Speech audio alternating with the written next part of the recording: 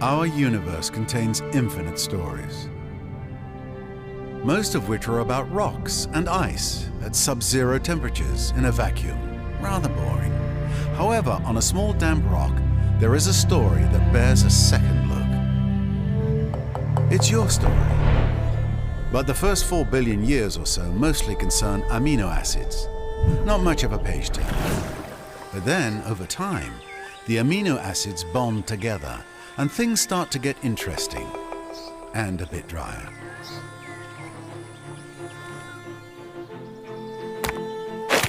A certain subspecies of hominid discovers that you can do more with a sharp rock than annoy your little brother. Tools and weapons are invented. The hominids begin to cooperate. Fire becomes a servant rather than an unpredictable force of nature. They learn to tan the skins of animals for clothing. They learn ways to record and probably exaggerate their adventures. Eventually, these tribes learn to build shelters and immediately hold the first barbecue parties. This is the dawn of humankind. Struggle and cooperation have been rewarded. The Neolithic era draws to a close. The whole world beckons. This tribe has come far, but the rest of their story is your story. You are the one who will build them into a great civilization. How far will you push humankind?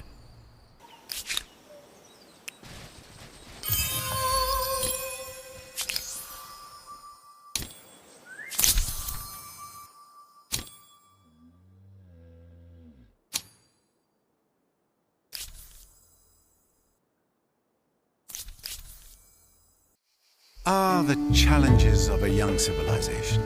It's hard keeping up with the neighbors when they have the wheel and you don't. Humankind learns quickly that everyone contributes.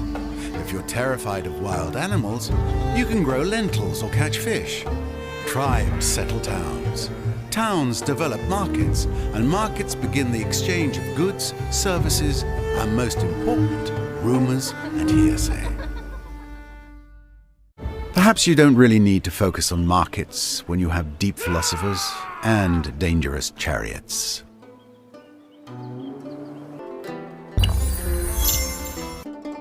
Geography, cartography, algebra, optics, astronomy.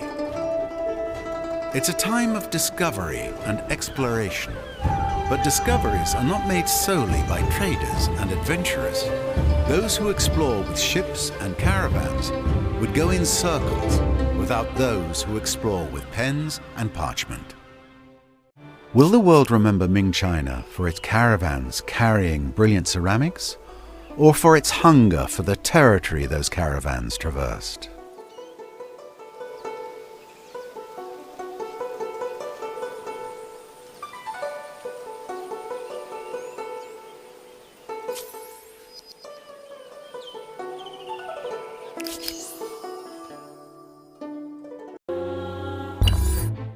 The world gets larger, the cities expand, buildings reach higher, and roads stretch longer.